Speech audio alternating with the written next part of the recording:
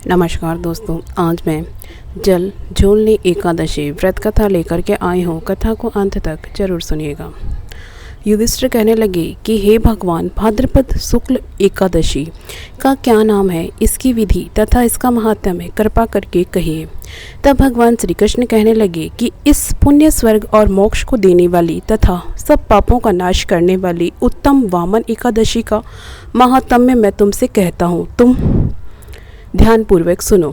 यह है पद्मा परिवर्तनी एकादशी, जयंती और जलझूलनी एकादशी भी कहलाती है। इसका व्रत करने से वाजपेयी यज्ञ का फल मिलता है।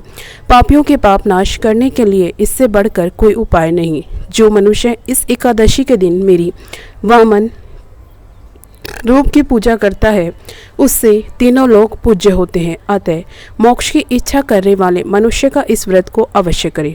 जो कमल नयन भगवान का कमल से पूजन करते हैं, वे अवश्य भगवान के समीप जाते हैं।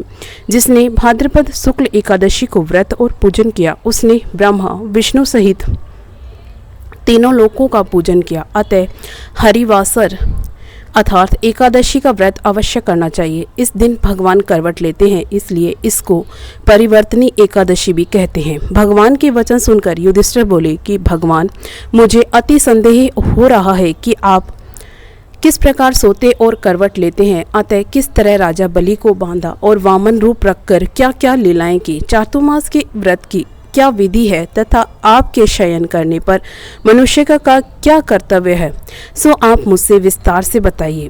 श्री कृष्ण कहने लगे कि हे राजन, आप सब पापों को नष्ट करने वाली कथा का श्रवण करें। त्रेता युग में बलि नामक एक दैत्य था। वह मेरा परम भक्त था। विविध प्रकार के वेद सूक्तों से मेरा पूजन किया करता था और नित्य ही ब्राह्मणों को पूजन तथा यज्ञ के आयोजन करता था। लेकिन इंद्र से द्वेष के कारण उसने इंद्रलोक तथा सभी देवताओं को जीत लिया। इस कारण सभी देवता एकत्र होकर सोच विचार कर भगवान के पास गए। बृहस्पति सहित इंद्रादिक देवता प्रभु के निकट जाकर और नतमस्तक होकर वेद मंत्रों द्वारा भगवान का पूजन और स्तुति करने लगे। अतः मैं वामन रूप धारण करके 5वां अवतार लिया और फिर अत्यंत तेजस्वी रूप से राजा बलि को जीत लिया।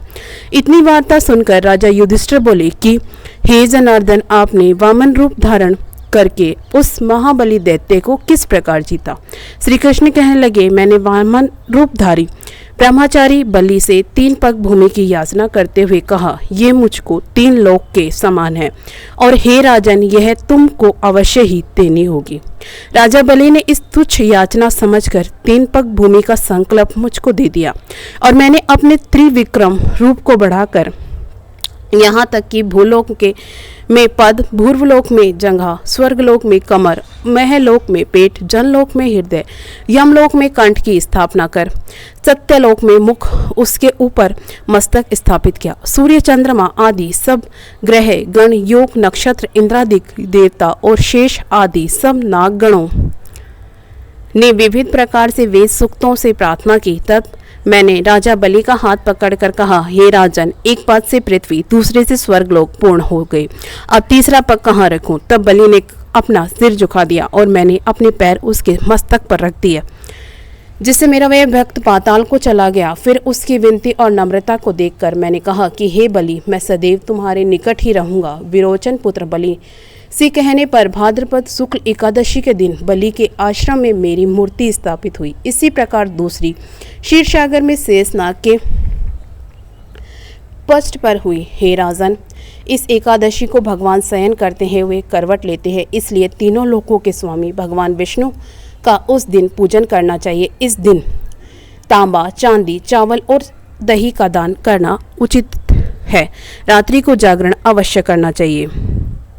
जो विधि पूर्वक इस एकादशी का व्रत करते हैं, वे सब पापों से मुक्त होकर स्वर्ग में जाकर चंद्रमा के समान प्रकाशित होते हैं और यश पाते हैं। जो पापनाशक इस कथा को पढ़ते या सुनते हैं, उनको 1000 अश्वमेध यज्ञ का फल प्राप्त होता है। जय श्री हरि। आपको ये कथा पसंद आए तो वीडियो को लाइक ज़रूर करिएगा। चैनल पर नए हो तो चैनल को सब्सक्राइब ज़रूर करिएगा और कमेंट बॉक्स में जय श्री हरि जरूर लिखिएगा। धन्यवाद।